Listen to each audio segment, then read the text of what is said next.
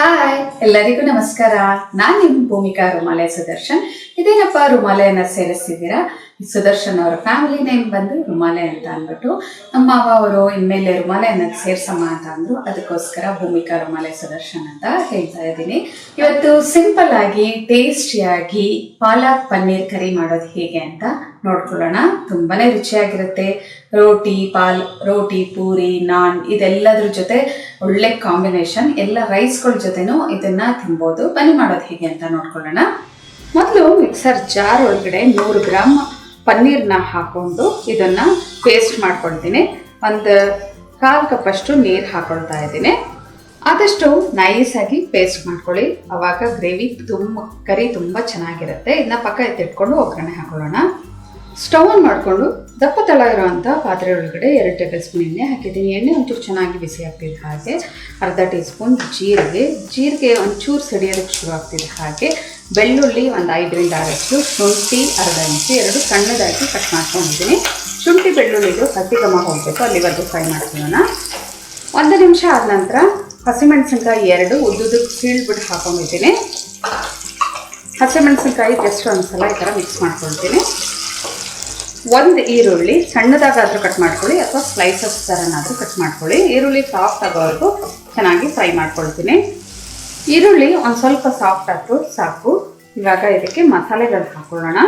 ಅಚ್ಕಾರದ ಪುಡಿ 1 tea spoon ಅಥವಾ ನಿಮ್ಮ ಖಾರಕ್ಕೆ ತಕ್ಕಷ್ಟು, ಅರಿಶಿನ 1/4 ಟೀ ಸ್ಪೂನ್, ಧನಿಯಾ ಒಂದು ಅರ್ಧ ಟೀ ಸ್ಪೂನ್, ಗರಂ ಮಸಾಲೆ ಕೂಡ ಹಾಕೋಬೋದು. ಇದ್ರ ಜೊತೆಗೆ ನಾನು ಮಸಾಲೆ ಜಾಸ್ತಿ ಇಷ್ಟಪಡದೇ ಇರೋದ್ರಿಂದ ನಾನು ಅದನ್ನು ಸ್ಕಿಪ್ ಮಾಡ್ಕೊಂಡಿದ್ದೀನಿ. ಎಲ್ಲ ಒಂದ್ಸಲ ಈ ಥರ ಚೆನ್ನಾಗಿ ಮಿಕ್ಸ್ ಮಾಡಿಕೊಂಡು ರುಚಿಗೆ ತಕ್ಕಷ್ಟು ಉಪ್ಪು ಇವಾಗಲೇ ಹಾಕೊಳ್ತಿದ್ದೀನಿ.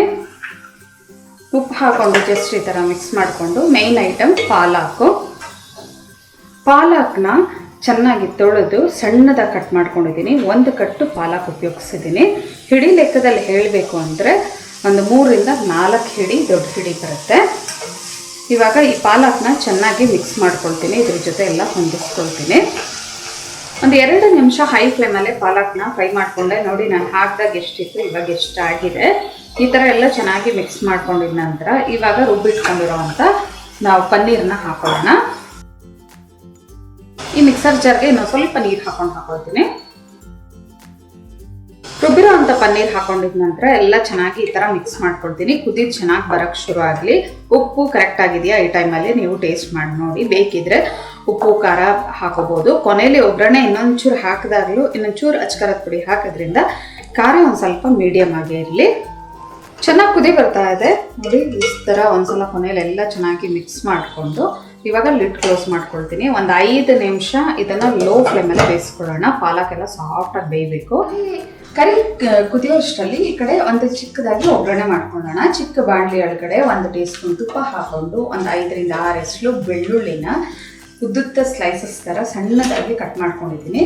ಬೆಳ್ಳುಳ್ಳಿ ಚೆನ್ನಾಗಿ ಫ್ರೈ ಆಗಲಿ. ಬೆಳ್ಳುಳ್ಳಿದು ಲೈಟಾಗಿ ಘಮ ಬರೋಕ್ಕೆ ಶುರು ಆಗಿದೆ. ಇವಾಗ 2 ಒಣಗಿದ ಮೆಣಸಿನ್ಕಾಯಿ ಹಾಕೊಳ್ತಾ ಇದ್ದೀನಿ. ಅದನ್ನು ಈ ಥರ ಚೆನ್ನಾಗಿ ಮಿಕ್ಸ್ ಮಾಡ್ಕೊಳ್ತೀನಿ. ಎಲ್ಲ ಮಿಕ್ಸ್ ಮಾಡ್ಕೊಂಡಿದ ನಂತರ ಸ್ಟವ್ ಆಫ್ ಮಾಡಿಬಿಟ್ಟು ನೋಡಿ ಅಚ್ಕಾರದ ಪುಡಿ ಇನ್ನೊಂದು ಅರ್ಧ ಟೀ ಸ್ಪೂನ್ ಅಷ್ಟು ಇಟ್ಕೊಂಡಿದ್ದೀನಿ. ಅಚ್ಕಾರದ ಪುಡಿನ ಹಾಕ್ಕೊಂಡು ಒಂದ್ಸಲ ಮಿಕ್ಸ್ ಮಾಡ್ಕೊಂಡ್ಬಿಡ್ತೀನಿ.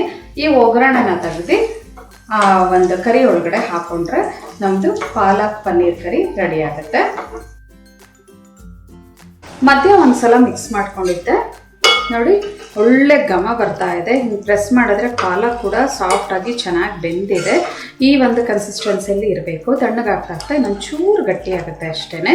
ಇವಾಗ ಒಗ್ಗರಣೆ ಹಾಕೊಂಡಿದ್ನಲ್ಲ ಅದನ್ನು ಹಾಕೊಳ್ತೀನಿ. ನೋಡಿ ಕೊನೆಯಲ್ಲಿ ಈ ಒಗ್ಗರಣೆ ಹಾಕೊಂಡು ಒಂದ್ಸಲ ಮಿಕ್ಸ್ ಮಾಡ್ಕೊಂಡ್ರೋಣ. ಒಗ್ಗರಣೆ ಕೊನೆಯಲ್ಲಿ ಒಂದ್ಸಲ ಹಾಕೊಳ್ತಿದ್ರೆ ಹಾಗೆ ಈ ಥರ ಚೆನ್ನಾಗಿ ಮಿಕ್ಸ್ ಮಾಡ್ಕೊಳ್ತೀನಿ. ಯಾವುದೇ ಒಂದು ಕರಿಗಳಿಗೆ ಕೊನೆಯಲ್ಲಿ ಒಂದು ತುಪ್ಪದ ಒಗ್ಗರಣೆ ಹಾಕೊಳ್ಳಿ, ತುಂಬಾ ರುಚಿಯಾಗಿರುತ್ತೆ. ದಾಲ್ ಆಗಿರ್ಬೋದು, ಕರಿ ಆಗಿರ್ಬೋದು, ಒಳ್ಳೆ ಘಮ ಬರುತ್ತೆ. ಅದಕ್ಕೆ ನೋಡಿ ಎಲ್ಲ ಚೆನ್ನಾಗಿ ಮಿಕ್ಸ್ ಮಾಡ್ಕೊಂಡಿದ್ದೀನಿ. ಸರ್ವ್ ಮಾಡೋದಕ್ಕೆ ಬಿಸಿ ಬಿಸಿ ಪಾಲಕ್ ಪನ್ನೀರ್ ಕರಿ ರೆಡಿ ಇದೆ ನೋಡಿ. ಇದು ಯಾವುದೇ ಒಂದು ರೈಸ್ ಐಟಮ್ ಜೊತೆ, ಚಪಾತಿ, ರೋಟಿ, ಪುಲ್ಕ ಎಲ್ಲದ್ರ ಜೊತೆನೂ ಚೆನ್ನಾಗಿರುತ್ತೆ. ಮತ್ತೆ ತಡ ನಿಮ್ಮ ಮನೆಯಲ್ಲೂ ಕೂಡ ಮಾಡಿ ಹೇಗಿದೆ ಅಂತ ನನಗೆ ಕಮೆಂಟ್ ಬಾಕ್ಸಲ್ಲಿ ತಿಳಿಸಿ. ಇವತ್ತಿನ ಈ ಸಿಂಪಲ್ ರೆಸಿಪಿ ನಿಮ್ಗೆ ಇಷ್ಟ ಆಗಿದ್ದರೆ ಲೈಕ್ ಮಾಡಿ, ಶೇರ್ ಮಾಡಿ. ಯಾರೆಲ್ಲ ಇನ್ನೂ ಭೂಮಿಕಾಸ್ ಕಿಚನ್ಗೆ ಸಬ್ಸ್ಕ್ರೈಬ್ ಆಗಿಲ್ಲ ದಯವಿಟ್ಟು ಸಬ್ಸ್ಕ್ರೈಬ್ ಆಗಿ. Thanks for watching.